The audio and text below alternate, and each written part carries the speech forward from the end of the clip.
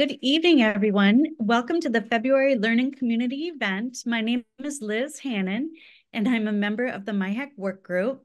I have short brown hair, glasses, and I'm wearing a blue shirt. This event is being recorded and will be posted on our website. Closed captioning is enabled.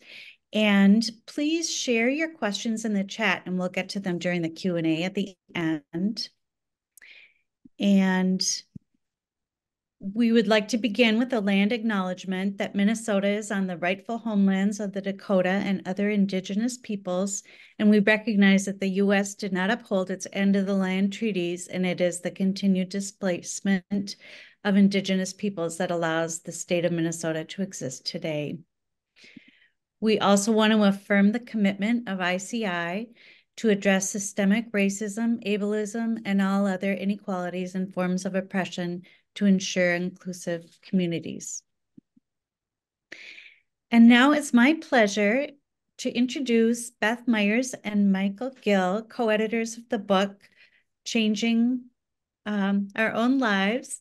Beth is director of the Tayshaff Center for Inclusive Higher Ed at Syracuse University, where she's a faculty member.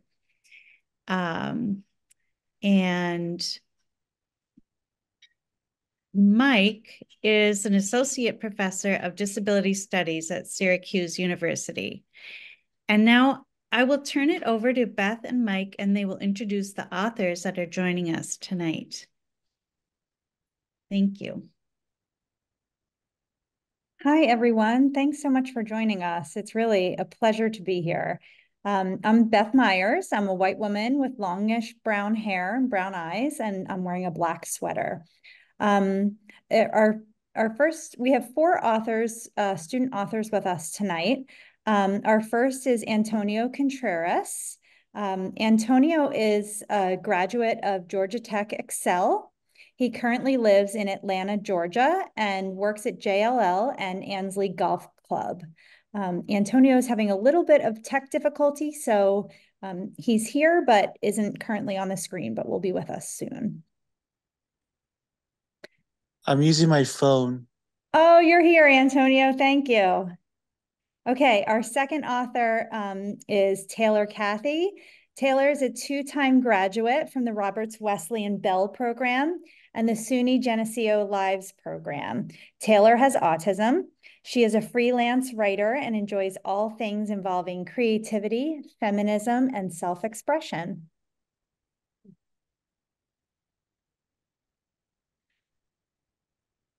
Maya Chamberlain is a 2023 graduate of the Syracuse University Inclusive U program. Maya has cerebral palsy and is nonverbal. Usually she travels with her aide and interpreter and uses both sign language and SnapCore First on her iPad to communicate. She is a teaching assistant in upstate New York. And Olivia Bass. I see you, Liv. Olivia Bass is an alumnus 2022 of the Inclusive U program at Syracuse University, obtaining her certificate in studio arts. Olivia identifies as having an intellectual disability and being disabled. During her freshman year of college, Olivia was featured in the documentary film And They Were Roommates, Navigating Inclusive Mentorship in Higher Education.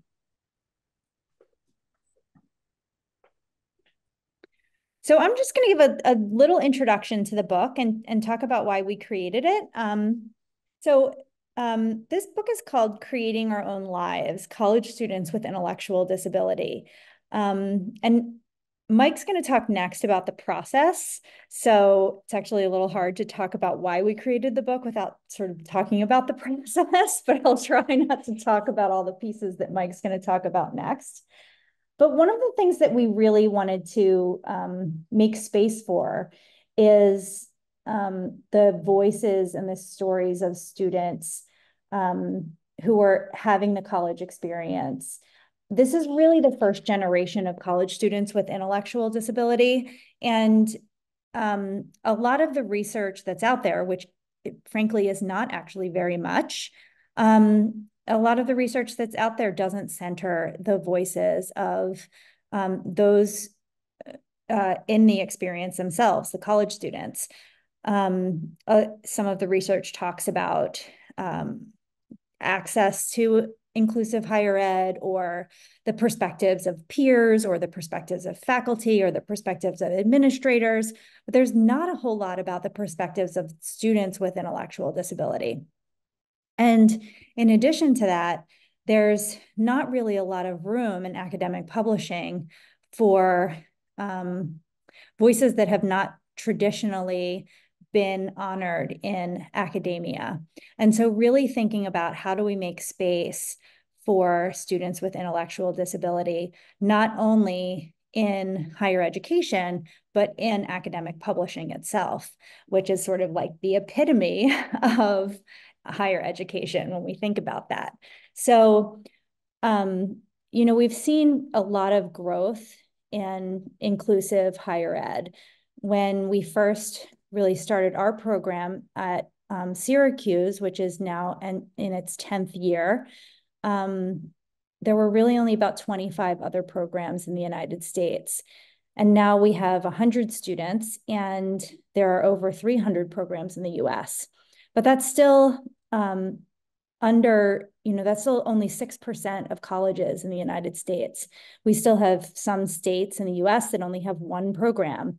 There's still some areas of the country that hardly have any access at all. There are some lots and lots and lots of students with intellectual disability who don't have any access to college education. Less than 2% of students with intellectual disability actually attend higher ed. And so we're really looking at, what does this mean? How can we change access and broaden these opportunities? When we're looking at the college programs that do exist, some of them really are only at just maybe they serve only 5 students. Maybe they're just a 1-year program. Maybe they're only just a summer program. Some of them are just a limited opportunity that exists on a college campus. So how can we really broaden access to make things available? And one of the ways is really thinking about putting these stories out there. And not all of the stories in here are super shiny, right? A beautiful look at all of the wonderful, happy things that happen in college, because the truth is much messier than that. It's about sometimes hard things happen in college. Sometimes college comes with risk, right? There are several chapters where students are talking about taking risks and what that means, and the growth that comes with being a college student in lots of different ways, and how important that is to people, that they're able to take the risks that other students are allowed to take.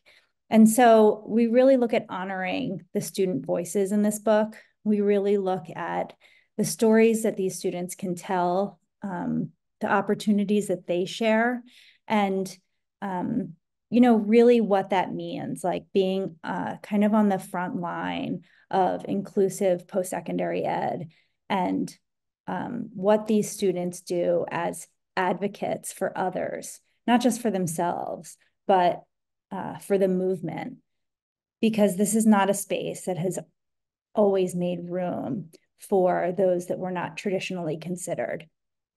And I think that that's why we made this book. We wanted to be able to make space for voices that are not able to be honored or heard in the academy very often.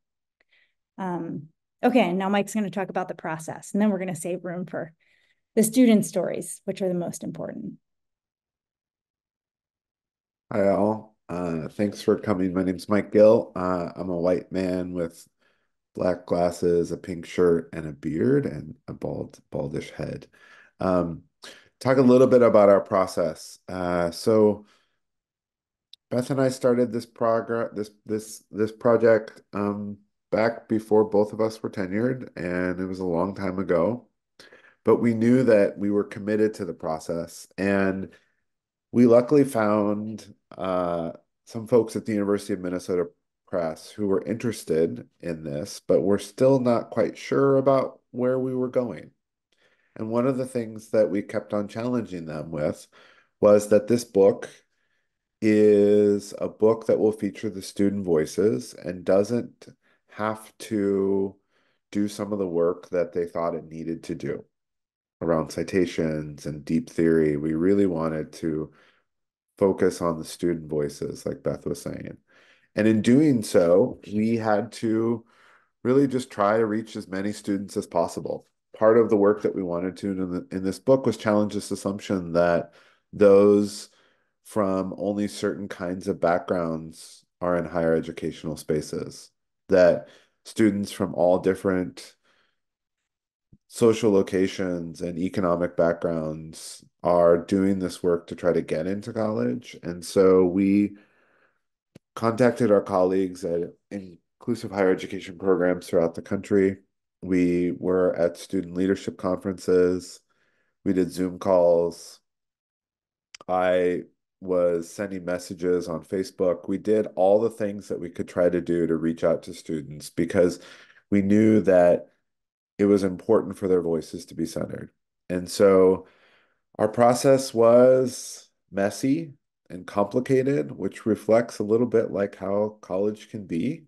But in the end, we brought together, I don't know, is it, I should know the number off the top of my head, but I think it's like 55-ish students from all over the country who have different experiences in higher education programs, talking about their experience. And one of the reasons that we wanted to go with Minnesota was that they were committed to making our book accessible and online in a free version. The link's been shared in the chat for us because we wanted to recognize, like Beth was saying, that these are only limited numbers of student experience, but that this sort of first generation of students could inspire additional voices and additional perspectives. And so we wanted to model as many different kinds of expression. We have poetry, we have interviews, we have collectively written pieces, we have pieces where there's a lot of photos, and photos become a key storytelling point. Essentially, our mantra to each other was that anything goes, that we would do our best to accommodate the students and make sure that their voices were centered. Part of one of our other challenges was that we got advice from one of the reviewers that we needed to interpret a bunch of the student voices and we needed to give lessons. We resisted that. And instead, we created a discussion guide that you'll also find at the link.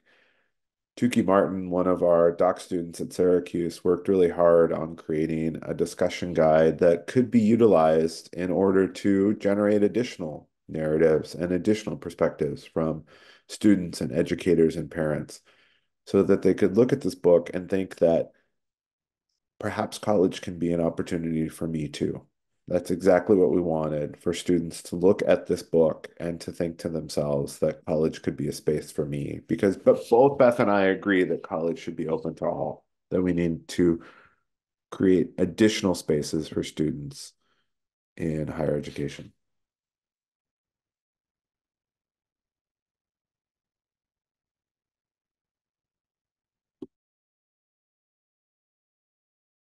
Okay, thanks. So now we're going to toss it to our first author, Antonio. So Antonio is going to read some excerpts of his chapter, I Want to Go to College. Antonio, I've put the couple of the clips on the screen. Can you see these to read them? Oops.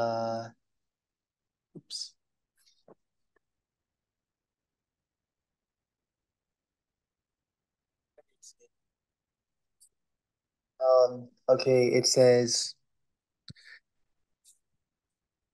my parents said that I had applied to college, but it was my choice if I wanted to go or not. Um, they said if I didn't apply, I didn't get accepted, then I don't have any choice anyway. Uh, I filled out my applications. Some of them were late in the deadline. I was very excited to be accepted to three colleges: Syracuse University in New York, Union University in Tennessee, and Georgia Tech in Atlanta. I like Georgia Tech the best because the building and the dorms and campus look like San Jose State, California. Also, it doesn't snow in Georgia. The weather there is sometimes like California, but sometimes it's hotter and sometimes it rains more. My mom was sad again because Georgia Tech was, or sorry, is far away from California, but I told her I'll be okay. I am happy that my parents made me apply to college, even though I told them I didn't want to go when I was sad. I'm glad because I had choices and really did want to go to college, just like my friends.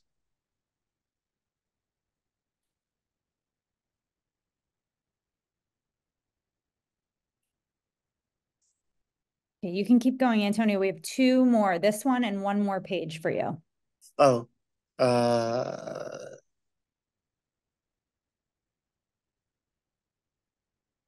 how do I go to the next page? It's already turned for you, so you can just Is that start with it? a lot. Yep.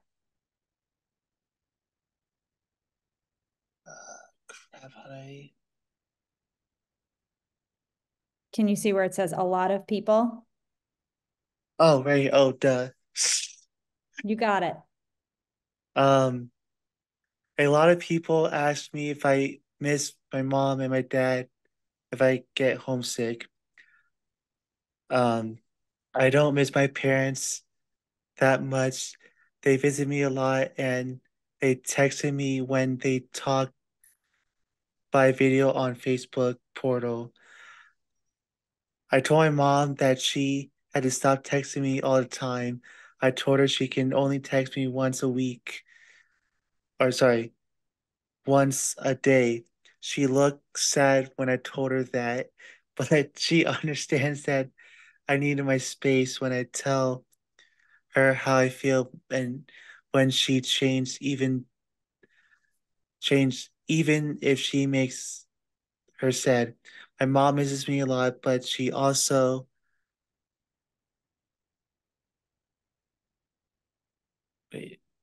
is also happy for me and proud of me because I'm doing a good job to college.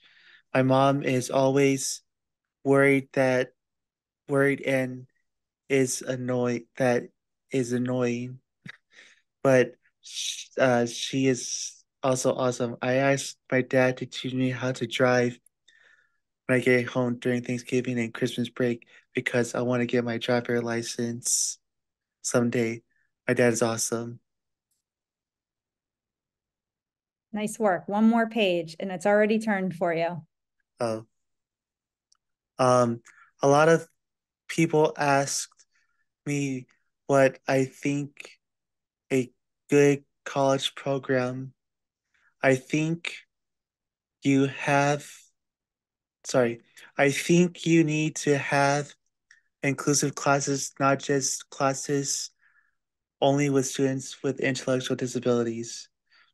Also, it's good to have all kinds of friends and roommates, not just friends in the Excel program. Also, parents should get on an airplane with their kids to visit college so they can see what college is, or sorry, should get on airplanes with their kids to visit colleges so they can see what college is like before they go there. I also like being at the college where there are a lot of different kinds of people. I am half Mexican, half Filipino. Sorry, half Mexican American and half Filipino American. I have three roommates. One of them is half African American and half Filipino American, and the other two roommates are Caucasian. One of my classmates from Switzerland Uh, there are a lot of international students at Georgia Tech. One of one of um one of my classmates was a foster kid of most of his life. I have classmates who are from all over Georgia and from other states. We're all different, and that's cool. Thanks so much, Antonio, for reading those excerpts and for writing your chapter and for sharing your experiences with us. We're gonna, people might ask some questions at the end. And so now we're gonna turn it over to Maya. Maya wrote a chapter called Communicating Successfully in College. And Maya, can we just go back? Because Maya doesn't have hers on a screen. So it's just going to be that slide that says, yep, that just this slide. Because the text isn't on the screen. It's just Maya's going to be reading it to us. Okay, Maya, take it away.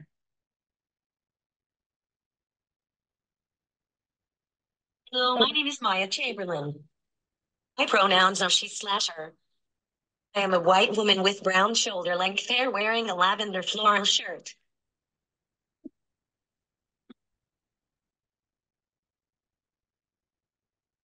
For me, communicating takes extra time daily and a lot of extra steps to put the dialogue into my communication device for class presentations. Work is a little harder, but the rewards are worth it.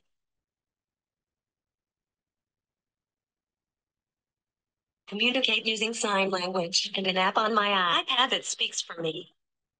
Using sign language is my preferred mode of communication. It's easier for me to use. People can't always know what I'm saying. I've known sign language since I was 2 years old. When I use my communication device, everyone can understand me, but it is not always available or even quick enough for me to use.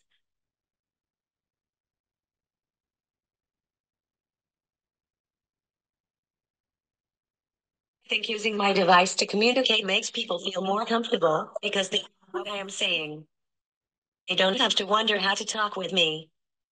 I've used some sort of augmentative communication since I was 3 years old.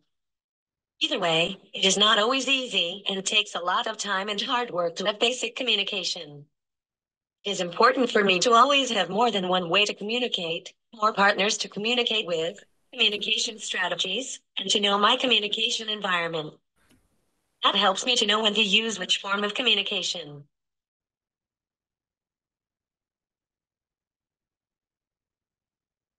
In class, I use both sign language and my device to ask and answer questions. When I'm home doing remote learning, I type in the chat box on Zoom or send emails with my questions. I know it is important to participate in class in college because I want to do my best in school. Doing projects for my classes, I can do Google Slides with videos embedded of me using my device to talk.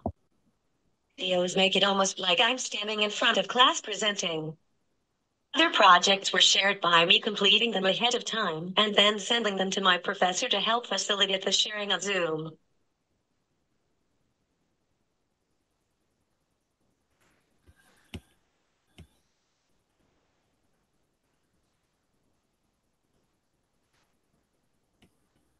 Another reason it is important to answer questions and comment in class is because it has helped other students get to know me. They would know that I use sign language, I'm nonverbal, that I'm smart. That helps them know me better and know how to talk with me. It leads to making connections and friends on campus. I am not shy. I will go up and talk to people.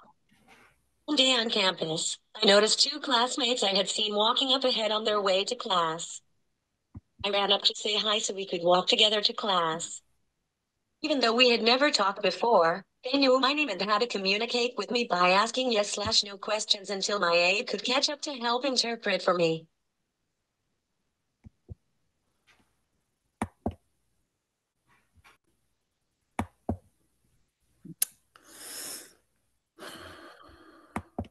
Thank you, Maya.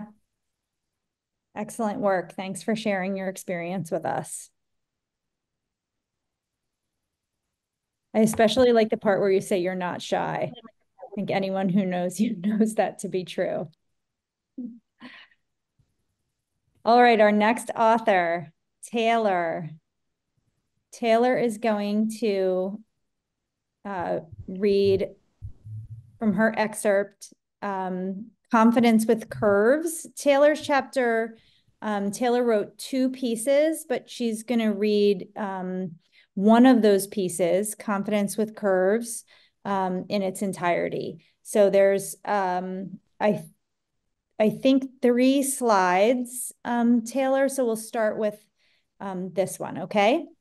And Taylor's Okay. off camera, but on voice. Hello, I'm Taylor Caffey. I'm 27. I have long black hair and I'm wearing a long sleeve gray romper. Confidence with Curves. My favorite experience on Roberts Wesleyan College campus was when I auditioned to be a model in a club fashion show. I was in chapel with my peer mentor, Caitlin Ireland, when I met a leader of the club SMAC, Student Multicultural Advisory Council. She was hosting auditions for their fashion show. Caitlin immediately asked the leader to add me to the list of contestants. One of my childhood dreams has always been to be a part of the fashion industry as a model or a fashion designer. I was excited, and Caitlin was happy to help me too. My dream was finally coming true. I walked around with a smile on my face. On my way out of class, I grabbed the flyer and put it in my portfolio. Slowly, a nasty childhood insecurity unmasked itself. My weight. I was known for drawing clothes, not modeling them. For a long time, I kept that part about modeling a secret because I was bullied for being a heavy-set girl. The idea about being on stage in front of lots of people made me question my decision. Plus-size women were breaking barriers in the world of fashion and beauty, but maybe I didn't have what it took to be one of them. I was no Ashley Graham or Danielle Brooks. I sat and thought for a few hours about the decision. So I chose to ask to be a host if I couldn't model. My mom told me to give it a shot and do it for myself no matter what. I took a deep breath and continued with my plans. On a cold February afternoon, I walked the long way to the lounge across the street. I walked in, introduced myself, and told them my choices. Oh, I'm sorry, the host was already chosen, so do you just want to model? I said okay and set my things down. I chose my song and strutted down the long line and gave them all of me. I swung my hair, I bent over, struck my best poses, and did it with a smile. They were impressed. I felt my heart beat out of my chest. March had arrived. Every Wednesday through Thursday night, it was practice night. I made sure to bring the energy and work hard. I brought clothes to wear and planned my songs ahead of time. When I practiced my moves, I became a version of myself I didn't know I had in me. Caitlin and Rose, my mentors, were there to cheer me on. The fashion show was the night of my 24th birthday. It made it 10 times more special. The next week, I was going to meet the designer I was chosen for. I couldn't wait to see what I'd be modeling in. Unfortunately, the fashion show didn't happen. The campus was shut down due to COVID-19. Although I didn't get to walk that catwalk, I was proud of myself and everyone for the work we put in. I can look back on this experience and say I took a chance. I also left a great impression. If an opportunity like this is handed to me again, I'll surely take it, curves and all.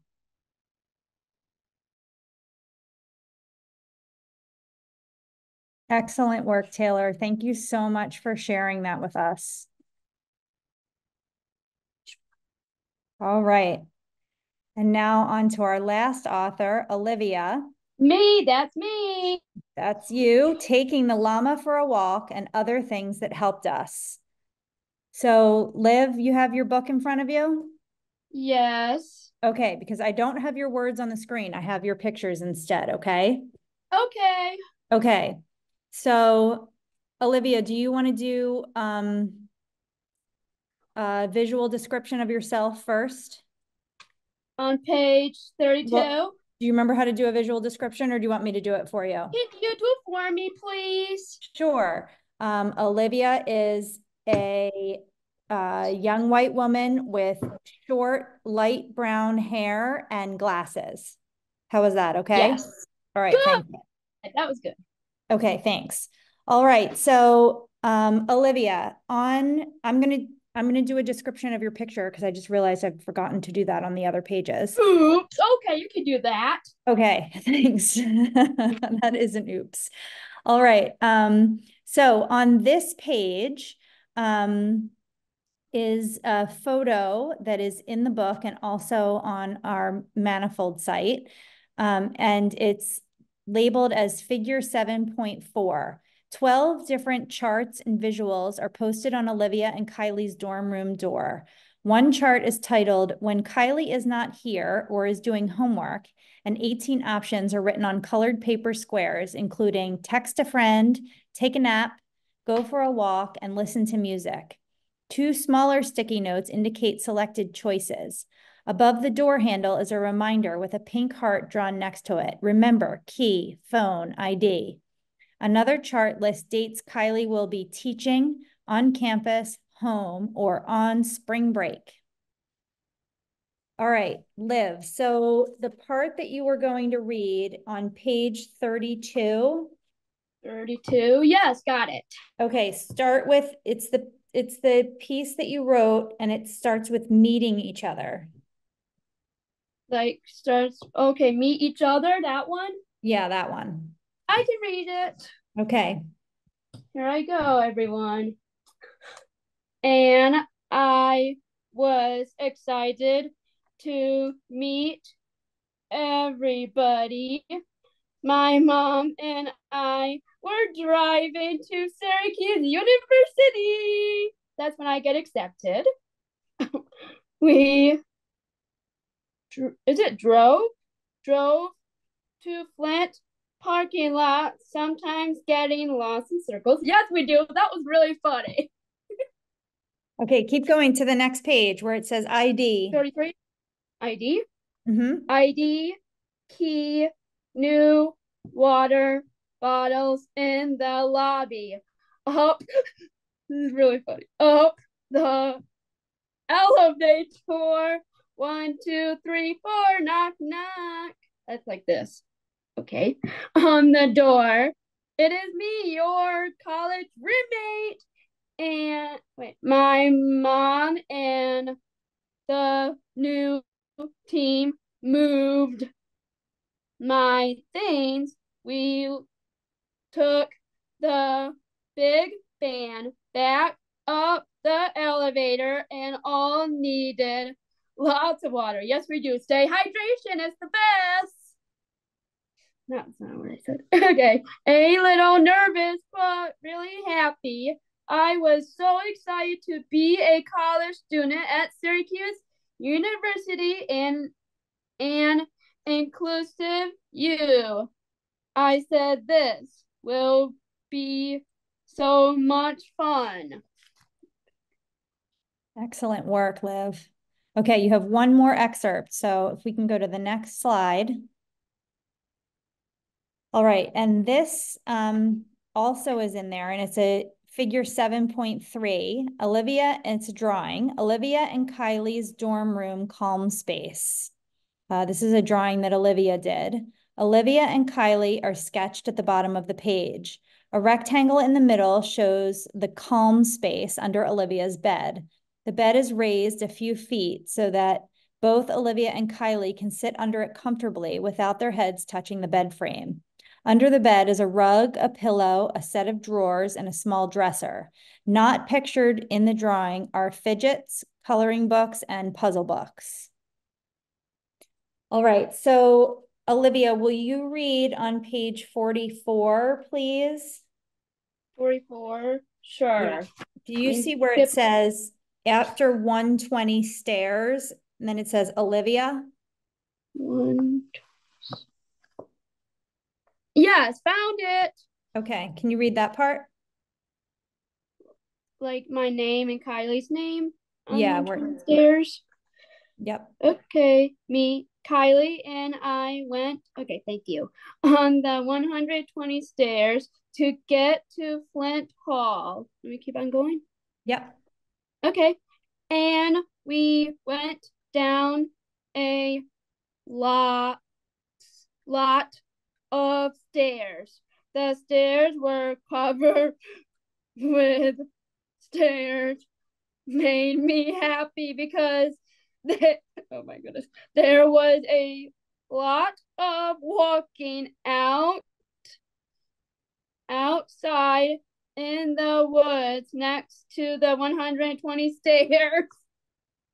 Kylie and I would take pictures and video blogs. That's what we did on the stairs. It is hard, so walk on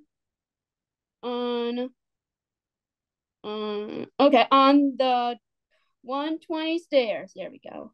You have to wear comfortable sneakers or boots on the stairs so you do not trip. We do not want that. I want someone to walk up way by myself on hold on the 120 stairs with me in case there I am. I need any help. It was a long okay way by myself on 120 stairs. I had a goal of walking alone. True. That's true. On the 120 stairs, it's not that easy because I need someone with me so I don't get scared or anything. There are a lot of people walking on the stairs, talking and saying positive words to me. I would say positive words to them. Excellent job. Thank you. Thanks, Liv. Great work. Thank you, Beth Myers. Thank you.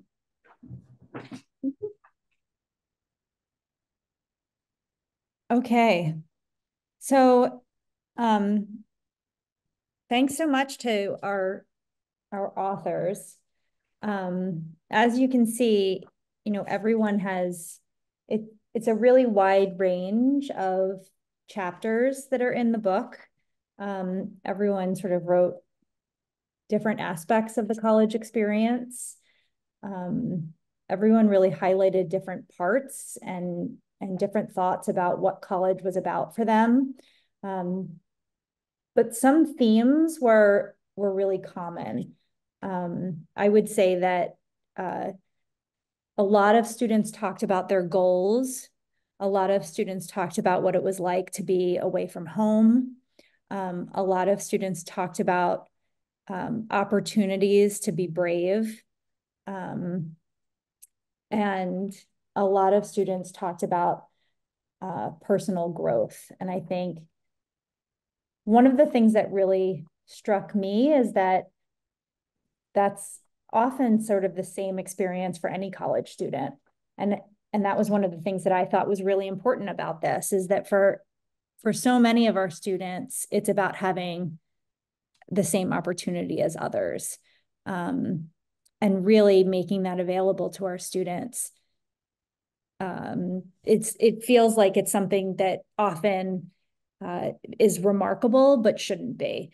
And so the fact that we have to really push these boundaries with colleges everywhere to ask for access, to push for access, to demand access for all of our students is something that shouldn't be so remarkable, but it is. And the fact that our students are writing about their experiences, it's important for others to be able to read this. It's important for people to see that these are college experiences just like anyone else's. Mike, do you want to add to that? No, I mean, just to say that the stories, we only got little bits of the four, but that it really, there's such a wealth of wonderful things that the students offered. There's a point in the introduction where we talk about how really no matter where you start in the book, you don't have to start at the beginning. If you just pick it up and randomly pick a chapter, that the things that the students offer are really important lessons for educators to engage with, particularly educators who say that we do inclusive education, and to wonder how we can continue to push the boundaries of even what we think is inclusive, to recognize that there might even be things that we've built that are barriers. And part of the work that we're doing is sort of getting out of the way. And, there's so many stories that Beth and I could talk about Syracuse just because we're there, about the incredible work that our students are doing. But we know that these students are replicating these moments across campuses where they're pushing boundaries and they're saying, no, me too. I belong in this space. I want to be part of this club. I want to join the fraternity. I want to live in campus. I want to get a degree. And I think it's really exciting. And I think one of the things that we were excited about tonight is that the student authors that we have all have really incredible experiences. And I'm sure there's some questions that folks might want to share or reflections with our authors as well. And I think that this might be a time that we can put those comments in the chat and see if there's some questions that folks have for the authors or things that they want to ask about the book. Yeah, that's great. Thank you. And Thank you I think the one thing that I would add is that to remember that these are students whose voices were often not honored in other spaces. That a lot of our students came to us, and I don't mean us at Syracuse or us even in this book, but us as in a higher ed collective, right? Us as in college.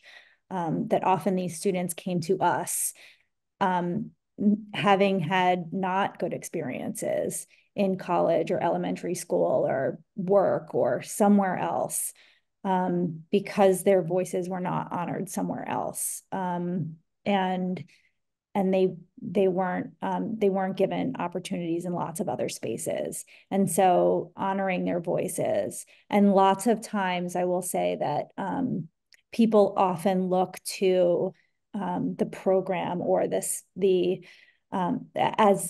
the experts, right? They might look to me or to Mike or someone as the experts. And this is really trying to center the voices of the students as like, they're the experts. They're the experts on their own experience. And they actually know best about what accommodations they need, what supports they need, what they can do, what their experiences have been, and what they want for their lives. So yes, I'm so grateful for this opportunity to be here and would love to open it up to questions. So students, okay with you? Yeah, people should feel free to either raise their hand and they can say their question or type it in the chat and we'll share it. And there's one from Tammy. I have a question for the authors. Do you find that you have to spend a lot of your time self-advocating for the experiences you want to have, or do you find that the people at your schools really get you? And you can chime in, whoever wants to respond first.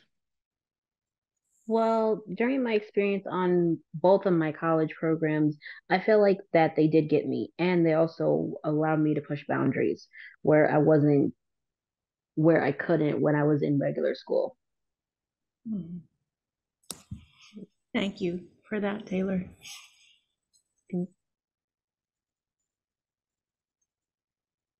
Maya, do you want to say something? Yes. Can you interpret for me? Yeah.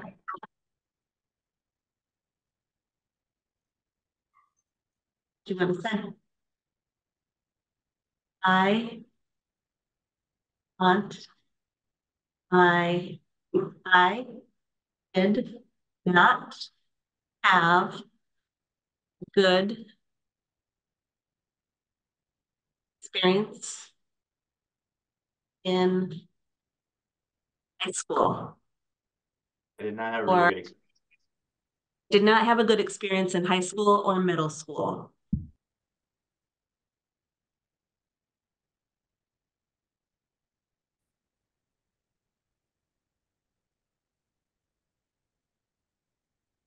W-H-E, when I, my mom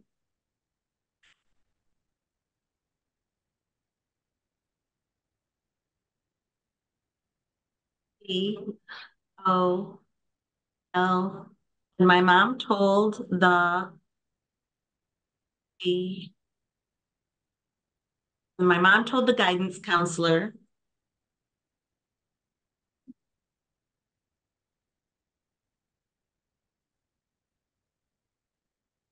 about Inclusive U at Syracuse University. And oh, nope, never mind, take that back. E-H-E, they, S-A-I, they said E-H-A, that is G-R-E,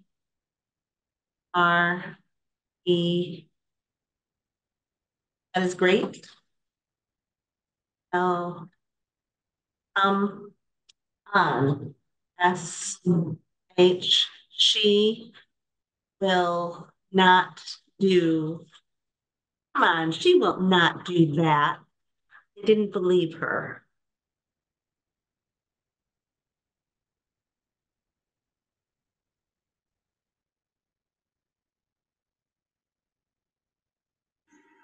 I'm sorry to hear that story, Maya, but I'm glad you're in school now.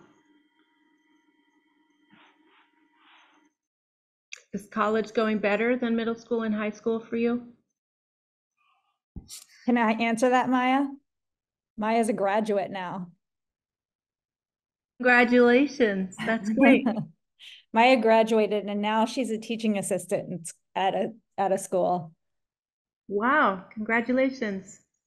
Hopefully creating better experiences for other kids, right?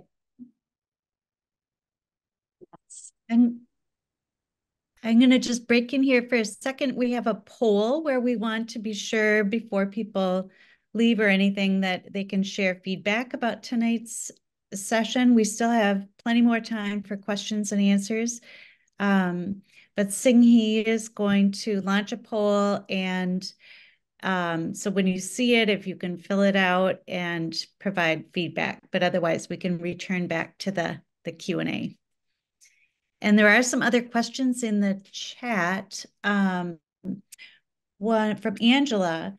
For the authors, what advice would you give high school counselors to help students transition to a college that is right for them?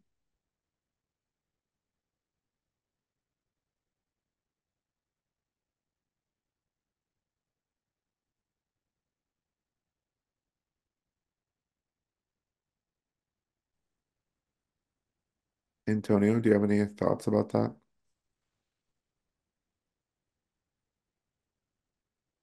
Any thoughts on What advice high school counselors can give students to make them to make the transition easier? I think, well, let's see. I went to my first high school was in Oceana for 1 year. Didn't go well. I started going to a church called Coastside in Pacifica. It's like a 5-minute drive from Everglades to the church. So during like the second semester of my freshman year at Oceana High School, my mom and I stopped at a school called Alma Heights. It's a Christian school. um, for like all Christians. I started going to church there my freshman year in high school, and I told my mom to talk to the principal, Dr. David Gross. Um, so when I told my friends at Oceana that I was going to transfer, um, I told them, say, hey, I'm going to transfer. I'm going to go to Alma Heights, because it's closer. Because Oceana's the far school, like it's kind of far, but not super far. Um, and so after the summer 2014, I left Oceana and then I went to Alma Heights for 3 years, my sophomore year through senior year. Um, they said, hey, we can accept Antonio at Alma Heights, because he goes to church there every Sunday. And I also started a youth group there. Um, it's separate campus. It's K through fifth. Well, actually, it was K through fourth. So there's two campuses. There's the upper campus and lower campus. So um, the upper campus is from 6th through 12th grade, and then the upper campus is K through 5th. And the reason why they had two separate campuses is because they don't want the younger kids with the older kids and with the middle schoolers. So and then things started to change up. We had new principals, and then um started basketball there because during my freshman year at Oceana, the coach there, his name is Mr. Tane. He's a PE coach slash basketball coach. They said that they wouldn't like play basketball with their school because of my disability. And so I talked to the basketball coach at Alma Heights, where I graduated from, and I said, hey, I want to play basketball because at my other high school they wouldn't let me play basketball. So um, I started playing sports there for 3 years at Alma Heights, and all the students there are like, they're like, we're like a church or school family thing. We're kind of like brothers and sisters there. Um, and so all of my classmates that I graduated with, they're like awesome, nice, and I graduated with about 23 students in my class because we lost like I don't know two, three of our classmates, in the previous year, like the beginning of the school year, and so yeah, it was. Alma Heights was a cool school, Everyone, like all the girls and guys, they all like me, like hang out with them, and we do like retreats and back to school bash. Thanks, Antonio. Thank you. Hey, Okay. here's a question from Monica. And she raised her hand a while ago, and so thank you for typing it in the chat. My daughter has the question. I'm a student in 10th grade. I have Down syndrome. How can I prepare to go to college? What's your advice to how she could prepare to go to college from the authors? This is a great question. All of you, what do you think are sort of the most important things that students could do to get ready for college? Like, what did you need to know when you went to college? Olivia, what were some really important things that you needed to know when you went to college? When I went to college, what to know? Like, what were some things that like somebody could do to get ready for college?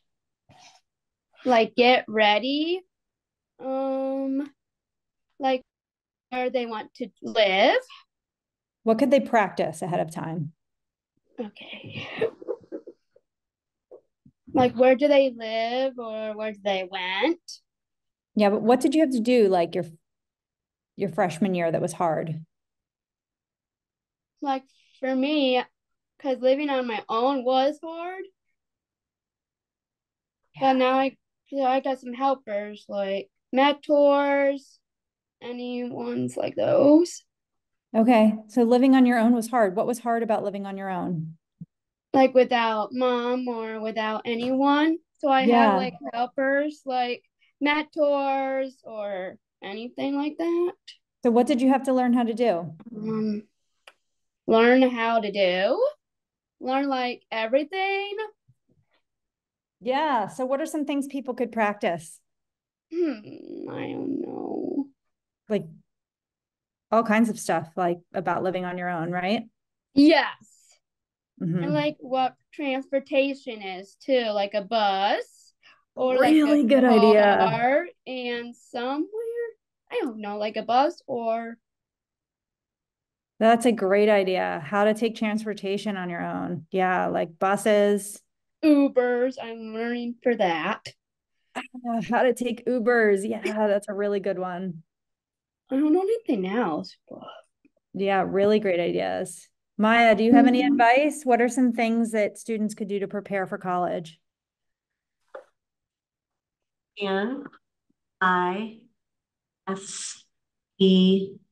send this to my, oh, can I send this to my class? Can I send this to my classmate? He is a guidance counselor at our old high school. Yeah, that's a great idea. So back to what did you need to do to get ready for college?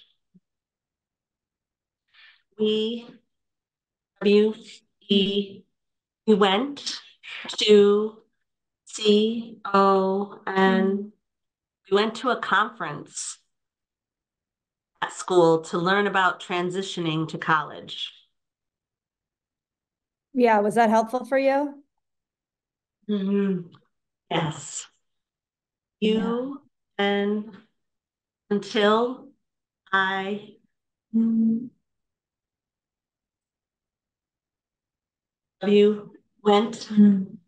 went to that conference, I did not think that I can go to college. Thanks, Maya. Taylor, how about you? Do you have any advice for how students can prepare for college? Sure. I think it's important to know what you want to study and to step outside of your shell. If you ever wanted to do something outside of your comfort zone, like play a sport, do that. And in a way to prepare for college, do lots of research on where you want to go and where you can be taken into. It's always important to do research on the places that you want to go to. Great. Antonio, do you have any advice on that one either? Advice on how to prepare for college?